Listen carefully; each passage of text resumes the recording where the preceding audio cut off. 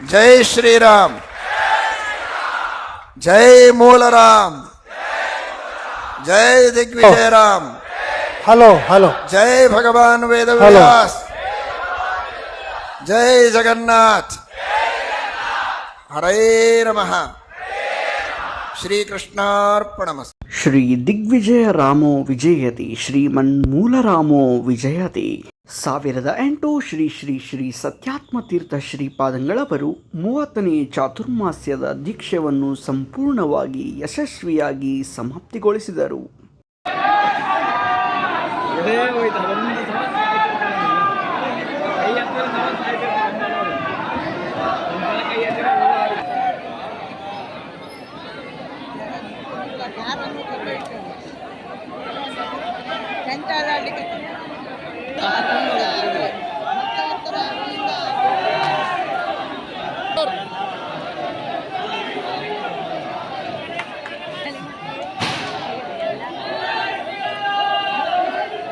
ತೆಲಂಗಾಣದಲ್ಲಿರುವ ಕಾಚಿಗುಡದಿಂದ ವಿಜಯವಾಡಕ್ಕೆ ಶ್ರೀಗಳು ಸೀಮೋಲ್ಲಂಘನೆಯನ್ನು ಮಾಡಿದರು.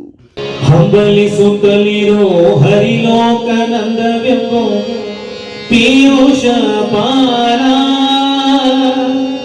ಪೀಯೂಷ ಪಾನ ನಂಬಿ ನೆಚ್ಚದಿರೆಲೋ ನರಲೋಕ ಸ್ಥಿರವೆಂಬೋ ಅಂಬಲಿ ಪರಮಾತ್ಮ,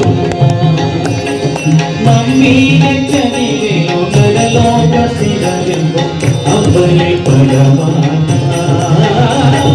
ನಂಬಿ ನೆಚ್ಚದಿರೆಲೋ ನರಲೋಕ ಸ್ಥಿರವೆಂಬೋ ಅಂಬಲಿ ಪರಮಾತ್ಮ.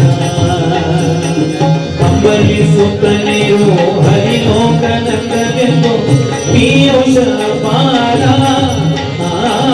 ನಂಬಿ ನೆಚ್ಚದಿರೆಲೋ ನರಲೋಕ ಸ್ಥಿರವೆಂಬೋ ಅಂಬಲಿ ಪರಮಾತ್ಮ.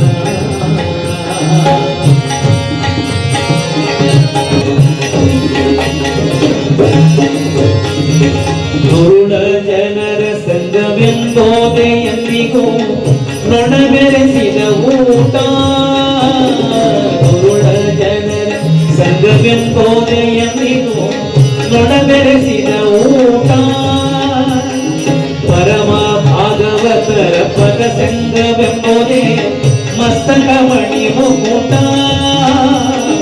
ಪರಮ ಭಾಗವತರ ಪದ ಸಂಘವೆಂಬೋದೆ ಮಸ್ತಕ ಮಣಿ ಮುಕುಟ, ಮರೆ ಮೋಸಗೊಳಿಸುವ ಸತಿಸುತ್ತರೆಂದೋರೆ ಕೇವಲ ಯಮಕಾಟ, ಮರೆ ಮೋಸಗೊಳಿಸುವ ಸತಿಸುತ್ತರೆಂದೋರೆ ಕೇವಲ ಯಮಕಾಟ, ಪರತತ್ವನಾದ ಶ್ರೀಹರಿಯನೆ ತಿಳಿಯೋದೆ ವೈಕುಂಠಕ್ಕೆ ಓಟ. ಸೀಮೋಲ್ಲಂಘನೆಯ ನಂತರ ಶ್ರೀಗಳಿಗೆ ವಿಜಯವಾಡಕ್ಕೆ ಅದ್ಧೂರಿಯಾಗಿ ಸ್ವಾಗತವನ್ನು ಮಾಡಿಕೊಳ್ಳಲಾಯಿತು. ಕಾಚಿಗುಡದಲ್ಲಿ 30ನೇ ಚಾತುರ್ಮಾಸ್ಯವನ್ನು ಅದ್ಧೂರಿಯಾಗಿ ನೆರವೇರಿಸಲಾಯಿತು. ಆ ಚಾತುರ್ಮಾಸ್ಯದ ಕೆಲವು ತುಣುಕುಗಳನ್ನು ನಾವು ಈಗ ಕಣ್ಣಾರೆ ತುಂಬಿಕೊಳ್ಳೋಣ. ಸ್ವಾಮಿ ಸುಖದಿ ಪರಪತಿ ಮೂಲಂದರ ವಿಠಲನೆ ತೋಳನಾಡೆ, ಕೊಡು ಕೊಡು ಕೊಡು ಕೊಡು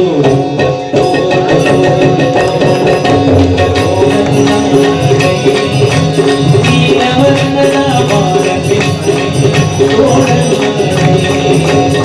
ನೀಲವರ್ಣನ ಮಾರತಿಸ್ತನೆ ತೋಳನಾಡೆ,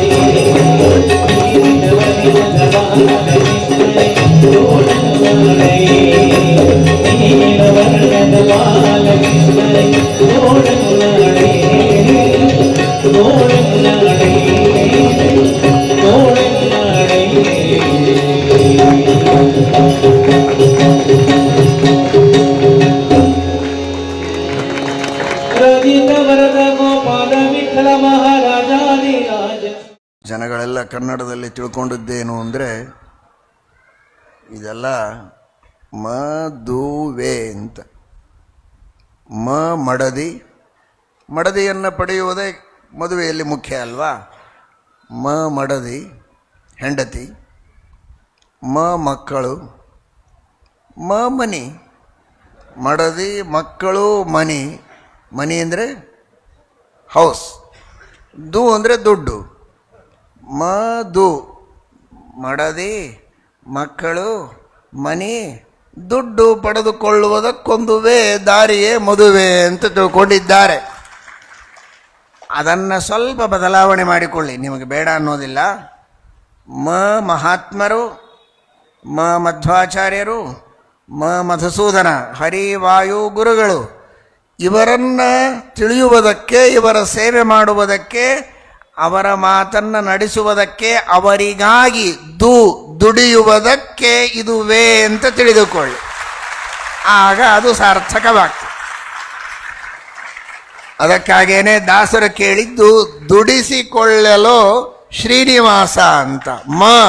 ಆ ಮಧುಸೂದನ ಪರಮಾತ್ಮನಿಗಾಗಿ ದುಡಿಯುವುದಕ್ಕಿರುವವೇ ದಾರಿಯೇ ಇದು ಗೃಹಸ್ಥಾಶ್ರಮ ಎಂಬ ಅರ್ಥದಲ್ಲಿ ಮದುವೆಯನ್ನು ತಿಳಿದುಕೊಂಡು ಆ ರೀತಿ ಗೃಹಸ್ಥ ಧರ್ಮವನ್ನು ಪರಿಪಾಲನೆ ಮಾಡಬೇಕೇ ಹೊರತು ಜ್ಞಾತ್ವಾಪಿ ಪರಮಾತ್ಮನಿಗೆ ಸಮ್ಮತವಾದದ್ದೇನು ಧರ್ಮ ಅಂತ ಗೊತ್ತಿದ್ದು ಆ ಭಗವಂತನ ಇಷ್ಟಕ್ಕೆ ವಿರುದ್ಧವಾಗಿ ನೀವು ಆಚರಣೆ ಮಾಡಿದರೆ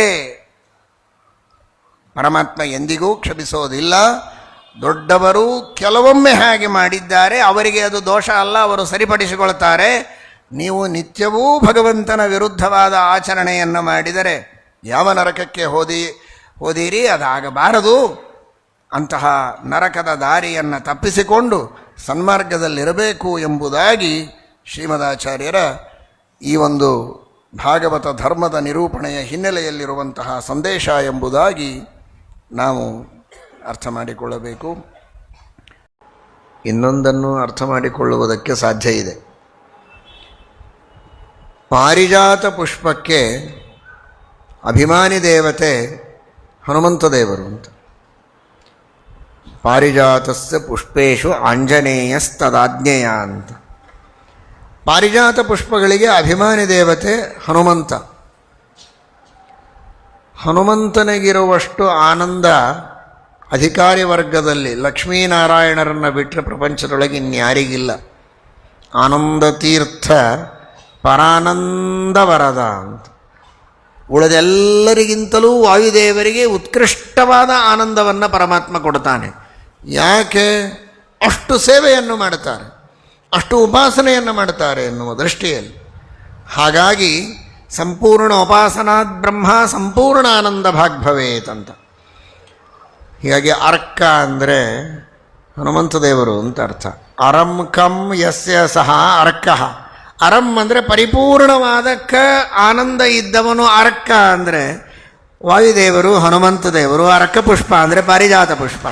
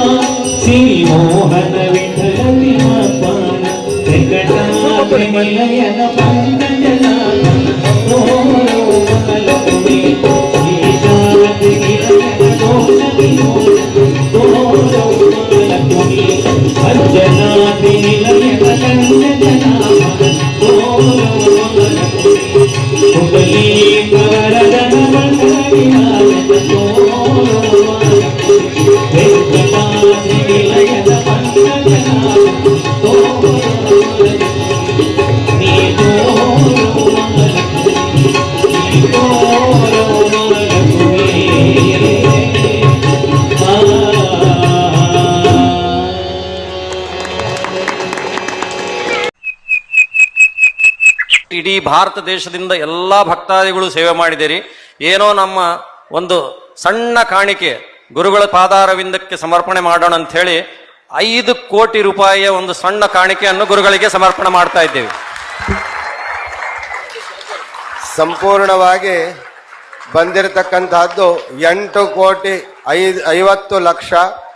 ಅವುಗಳಲ್ಲಿ 3.5 ಕೋಟಿ ನಮ್ಮ ಅನ್ನದಾನಕ್ಕೆ ಖರ್ಚಾಗಿದೆ.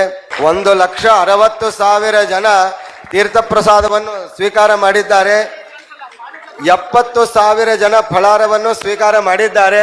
ಅಷ್ಟೆಲ್ಲ ಭಕ್ತರ ವ್ಯವಸ್ಥೆಗಾಗಿ ಸುಮಾರು 3.5 ಕೋಟಿ ಖರ್ಚಾಗಿದೆ ಅಂತ ಅಂದಾಜು ಹಚ್ಚಲಾಗಿದೆ. ಮತ್ತು ಇನ್ನು ಉಳಿದ 5 ಕೋಟಿಯನ್ನು ಶ್ರೀಪಾದಂಗಳವರ ದಿವ್ಯ ಚರಣಾರವಿಂದದಲ್ಲಿ ತಾವೆಲ್ಲ ಕೂಡ ಸಮರ್ಪಣೆ ಮಾಡ್ತಾ ಇದ್ದೀರಿ. ಇದೆಲ್ಲರೂ ಮಾಡಿದ ಸೇವೆ ಶ್ರೀಪಾದಂಗಳವರು ಸ್ವೀಕಾರ ಮಾಡಿ ನಿಮಗೂ, ನಿಮ್ಮ ಮನೆಯವರಿಗೂ, ನಿಮ್ಮ ಮಕ್ಕಳಿಗೂ, ನಿಮ್ಮ ಮೊಮ್ಮಕ್ಕಳಿಗೂ ಎಲ್ಲರಿಗೂ ಕೂಡ ಶ್ರೀಪಾದಂಗಳವರು ಅನುಗ್ರಹ ಮಾಡ್ತಾ ಇದ್ದಾರೆ. ಅವರ ಅನುಗ್ರಹದಿಂದ ನಾವು, ನಮ್ಮ ಎಲ್ಲ ವಂಶದವರು ನಾವೆಲ್ಲ ಕೂಡ ಪುನಃ ಮಾಧ್ವರಾಗಿ ಹುಟ್ಟಿ ಮತ್ತೆ ಶಾಸ್ತ್ರವನ್ನು ಓದ್ತೇವೆ ಅಂತನ್ನೋ ವಿಶ್ವಾಸ ದೃಢವಾಗಿ ಇರಲಿ. ಭಾಗ್ಯನಗರದ ಭಗವದ್ಭಕ್ತರೆಲ್ಲ ಕೊಟ್ಟಿರುವಂತಹ ಈ ಕಾಣಿಕೆ ಅಷ್ಟು ಭಕ್ತಿಯಿಂದ ಕೊಟ್ಟಿದ್ದೀರಿ.